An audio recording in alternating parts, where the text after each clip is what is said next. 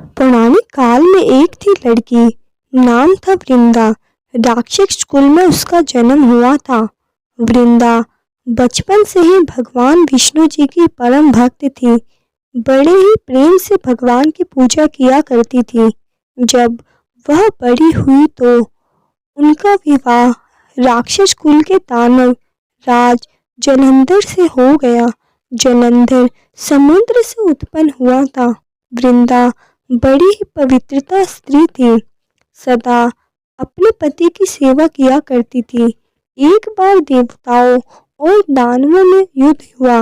जब जलंधर युद्ध में जाने लगी तो वृंदा ने कहा, स्वामी, आप युद्ध पर जा रहे हैं।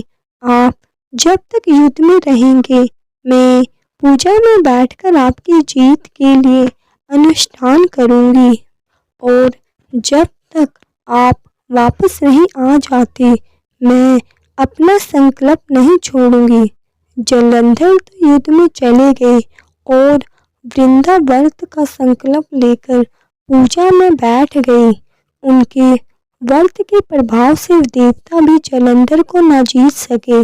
सारे देवता जब हारने लगे तो भगवान विष्णु जी के पास गए।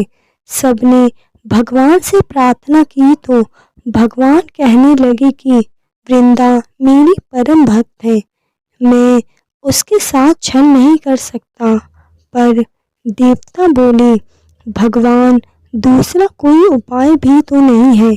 अब आप ही हमारी मदद कर सकते हैं। भगवान ने जलंधर का ही रूप रखा और वृंदा के महल में पहुंच गए। जैसे ही वृंदा ने अपने पति को देखा, वे तुरंत पूजा में से उठ गई और उनके चरण छू लिए। जैसे ही उनका संकल्प टूटा, युद्ध में देवताओं ने जलंधर को मार दिया और उसका सिर काटकर अलग कर दिया। उनका सिर वृंदा के महल में गिरा। तब वृंदा ने देखा कि मेरे पति का सिर तो कटा पड़ा है, तो फिर ये जो मेरे सामने खड़े हैं, यह कौन है?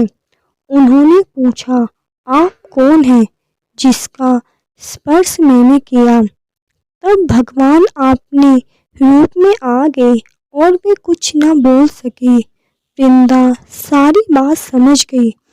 उन्होंने भगवान को श्राप दिया, आप पत्थर के हो जाओ। भगवान तुरंत पत्थर के हो गए। सभी देवता हाहाकार करने लगे। लक्ष्मी जी रोने लगी और प्रार्थना करने लगी।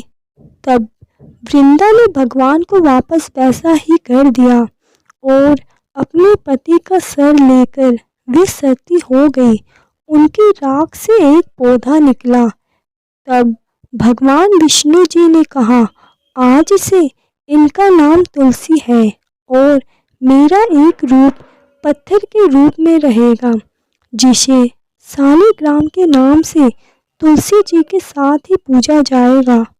तब से तुलसी जी की पूजा सभी करने लगे और तुलसी जी का विवाह शालिग्राम के साथ कार्तिक मास में किया जाता है।